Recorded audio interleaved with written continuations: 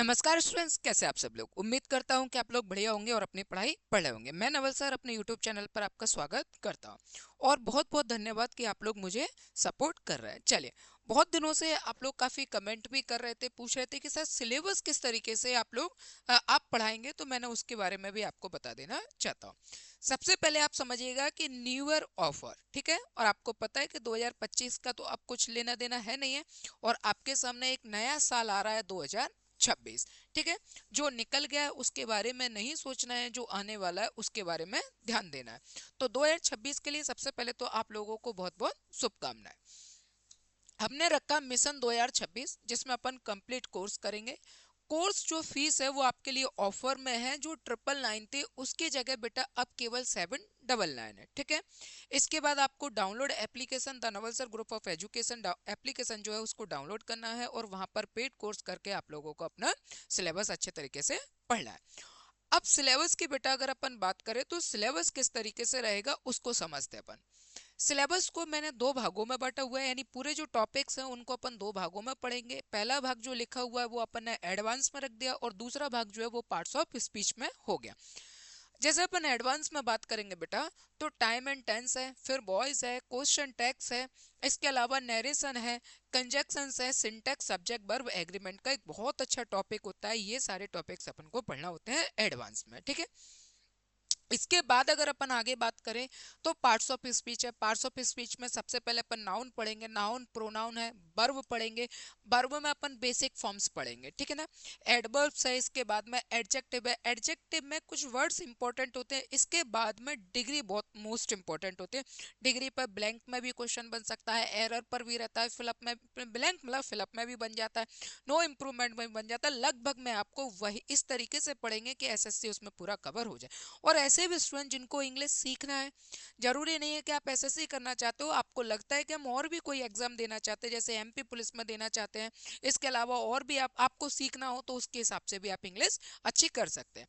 And इसके बाद में प्रीपोजिशन है बेटा, आर्टिकल्स है, मॉडल वर्ब्स है, ठीक है, एडवर्ब मैंने आपको बता ही दिया, और फिनिट वर्ब्स है। तो ये सभी के सभी टॉपिक्स अपन कवर करेंगे। तो यहाँ पर आपको जो समझना है बेटा, सबसे अच्छा तरीका रहता है एडवांस को। एडवांस में बहुत कुछ सीखने को होता है। और यहाँ अगर अपन पार्ट्स ऑफ स्पीच में बात करें तो पार्ट्स ऑफ स्पीच में क्या रहता है, बेसिकली अपन इनको लगातार जल्दी जल्दी बढ़ाने लगते हैं। जल्दी जल्दी इन द सेंस मतलब लगभग नाउन है, नाउन में जो लिखा है केवल उसको ही समझना है। प्रोनाउन है, प्रोनाउन को समझना है। वर्ब हम टेंस के हिसाब से समझ ही लेंगे। एडवर्ब एडजेक्टिव में थोड़ा टाइम लगता है, अच्छे से समझते क्योंकि उसमें डिग्रीज आ जाती हैं। प्रीपोजिशन हमको बहुत अच्छे से समझना होता है।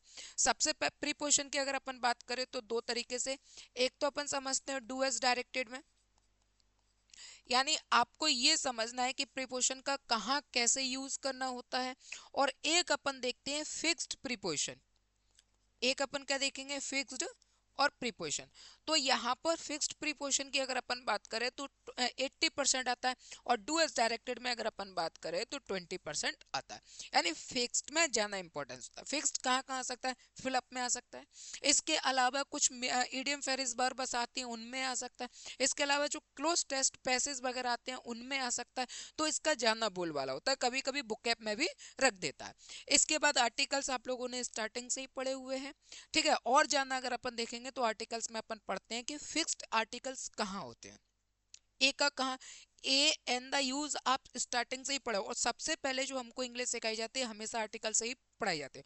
और जिस दिन हम आर्टिकल सीख जाते हैं उस दिन हम अपने क्लास के सबसे बड़े चौधरी कहलाते हैं। यानी हम ये मान मॉनिटर तो आप हो गई होगे, लेकिन जिस दिन आर्टिकल आ गए तो उस दिन हमें स्कूल में कोई सेट था नहीं था, क्योंकि बाकी ग्रामर जो है वो उससे कोई लेना देना नहीं। लेकिन अगर हमें आर्टिकल्स जैसा टॉपिक भी आ गया, केवल ए और एन वो भी गलत तरीके से आ जाते थे तो भी हम बादशाह बनते थे। लेकिन आज अपन देखेंगे कि आर्टिकल्स एसएससी किस तरीके से पूछता है और कहाँ कहाँ कैसे कैसे हमको अप्लाई करना होता है। तो आर्टिकल्स में हम फिक्स्ड पढ़ेंगे। इसके बाद में मॉडल बस बहुत अच्छे से पढ़ेंगे। और फिनिट वर्ब्स में अगर अपन बात, नॉन फिनिट वर्ब्स होता है, जीरेंड होता है और पार्टिसिपल्स होता है। तो ये पूरा कंप्लीट अपन को सिलेबस पढ़ना होता है। ये ग्रामर का सिलेबस हो गया बेटा। इसके बाद अगर अपन बात करें तो आगे बढ़ते हैं, मोस्ट इंपॉर्टेंट, मोस्ट इंपॉर्टेंट है बेटा आपके लिए बुक है। अब हमें केवल वोकैब के हिसाब से पढ़ना है, चाहे वो सिनोनियम में पूछे और चाहे वो आपसे एंटोनियम में पूछे, इससे हमें कोई लेना देना नहीं है।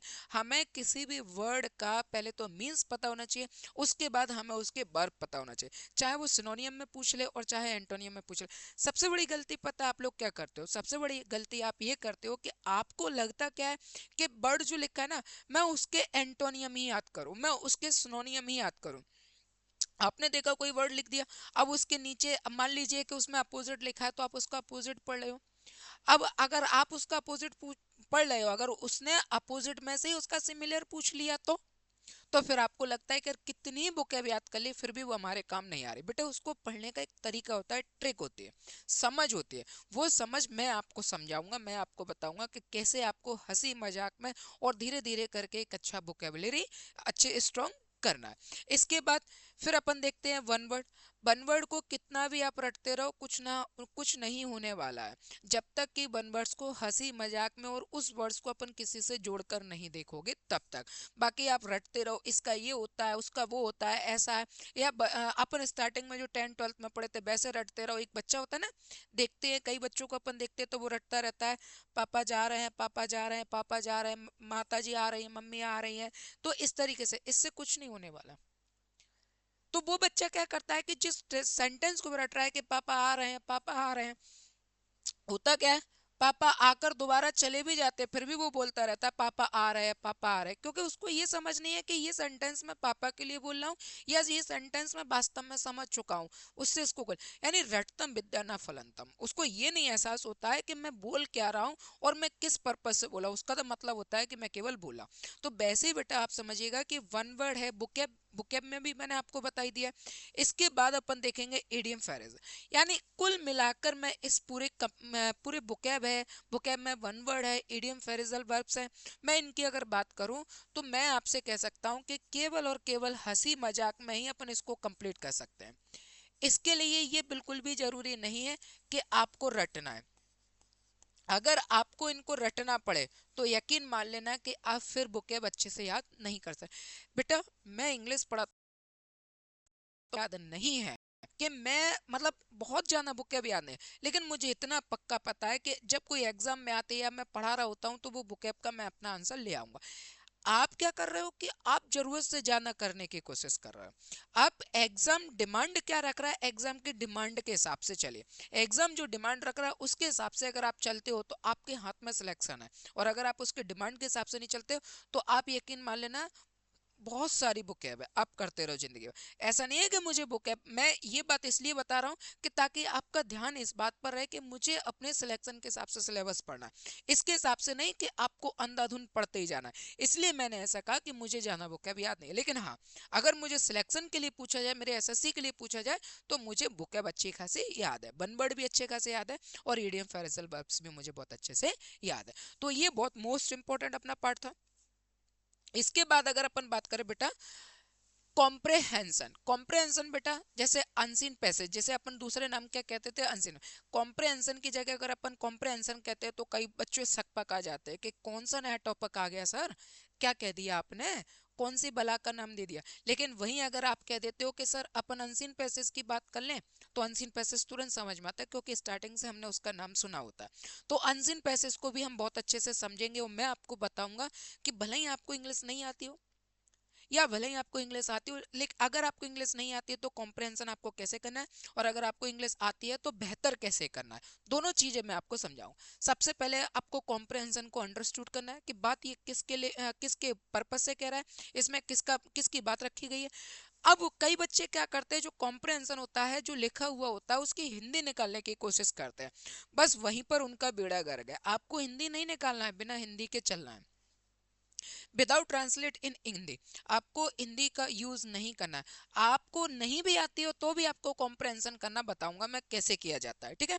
इसके कम से कम एक टाइम तो आपको उसको पढ़ना चाहिए। जब आप कम से कम एक टाइम पढ़ लोगे तो आपको ये समझ में आ जाएगा कि ये टॉप जो कॉम्प्रहेंशन दिया भाई बात किस पर कर रहा है, ठीक है। पूरा अगर किसी एक पर्टिकुलर वर्ड पर बात कर रहा है, यानी पर्टिकुलर कोई कहानी कहना चाह रहा है, या किसी वर्ड को ले लिया, जैसे वाटर को ले लिया, वाटर के ऊपर पूरा बता दिया।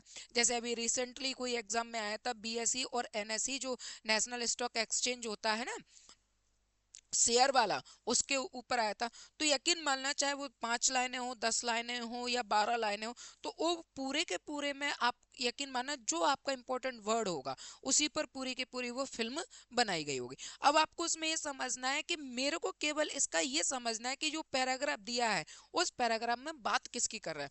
कई बच्चे उसका हिंदी निकालने लग जाते हैं, हिंदी का कोई लेना देना है ही नहीं। आप टॉपिक को समझो कि ये बात किसकी कर रहा है, और उसके हिसाब से फिर अपना दिमाग लगाओ, आपका आंसर आ जाएगा। 101% आपका आंसर आ जाएगा। हिंदी नहीं निकालना। जो जिस बच्चे को ये लगता है कि यार मुझे इंग्लिश नहीं आती और मैं हिंदी निकालूंगा, यकीन मानकर चलना फिर वो कॉम्प्रहेंशन नहीं कर सकता।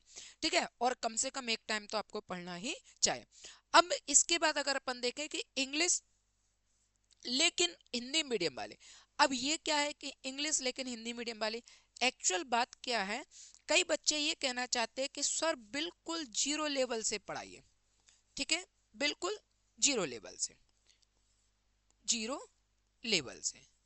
ठीक है, तो कई बच्चे जब ये कहते हैं कि सर बिल्कुल जीरो लेवल से चाहिए हमें, यानी कह सकते हैं कि जीरो से हीरो बनना है उनको, तो मैंने कहा कि जीरो से हीरो बनना है तो उसके लिए तो फिर यही होगा कि बिल्कुल इंग्लिश जो हिंदी मीडियम वाले जैसे बच्चों को चाहिए वैसे। देखिए बेटा, एक तो इंग्लिश ये होता है कि जब अपन को इंग्लिश आने लगती है, या कोई ऐसा होता है कि जिसको इंग्लिश बहुत अच्छी आने लगती है, तो वो कहीं ना कहीं अपने आप को बिल्कुल अंग्रेज बनाने लगता है कि देखो मैं अंग्रेज हो गया। वो बच्चों की डिमांड नहीं समझ पाते हैं। तो एक तो वो तरीका होता है। कई टीचर इतना आज भी इतना प्यारा समझाते, इतना अच्छा समझाते हैं, बहुत अच्छी इंग्लिश जानते हैं, लेकिन इतना प्यारा समझाते हैं कि कहीं ना कहीं चाहे वो बच्चा ग्रामीण से हो या उसकी इंग्लिश कमजोर हो, उसको समझ में आ जाता है। इसको कहते हैं अपन इंग्लिश लेकिन हिंदी मीडियम वाली। ठीक है, तो बिल्कुल अपन जीरो लेवल से चलेंगे। और आप जो मेरी वीडियो देख रहे हो, चाहे वो पैसे बॉयज की हो, इससे पहले मैंने एरर्स भी पढ़ाया था, लगातार आप मेरे चैनल पर वीडियो देखना। मैं जिस तरीके से क्वेश्चन कराता हूँ उससे कई गुना अच्छा मैं आपको चैप्टर भी पढ़ा सकता हूँ। तो ये सारी चीजें हैं। ठीक है, तो ये मोस्ट इंपॉर्टेंट रहेगा अपने लिए। अब इसके बाद आते हैं अपन, देखो आप सभी लोगों को एडवांस में हैप्पी न्यू ईयर 2026 की शुभकामनाएं आपको। अब अपन इस पर अगर अपन बात करें बेटा, तो यहाँ अपन देखेंगे तो आपकी कोर्स जो फीस है वो केवल 799 रखी है, 799। आपको करना क्या है कि प्ले स्टोर पर जाना है और एप्लीकेशन डाउनलोड करना है, द नवलसर ग्रुप ऑफ एजुकेशन।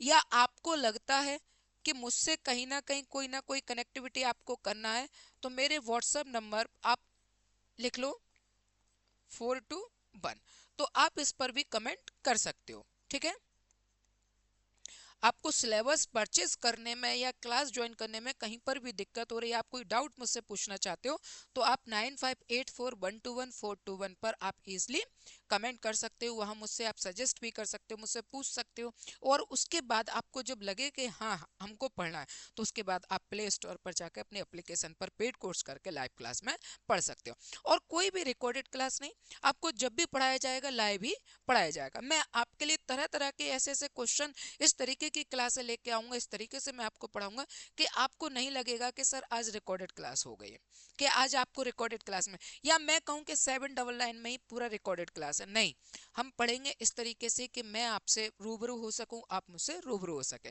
ठीक है, तो उम्मीद करता हूं कि आप लोगों को बेहतर तरीके से समझ में आएगा। ये सभी कुछ हम सीखने वाले हैं केवल 799 रुपए में। तो आप लोग 2026 अपने सिलेक्शन के लिए अच्छा कर सकते हो। ठीक है, तो आप इंग्लिश सीखिए, और इंग्लिश इतना बेकार सब्जेक्ट नहीं जितना आपने उसको मानकर बैठे हुए हो। ठीक है, तो आप ऐसा नहीं सोचेंगे। बस आपकी अपेक्षा है, आप जितने भी बच्चे मुझसे जुड़ना चाहते हैं जल्दी से जुड़ सकते हैं। नमस्कार, जय हिंद।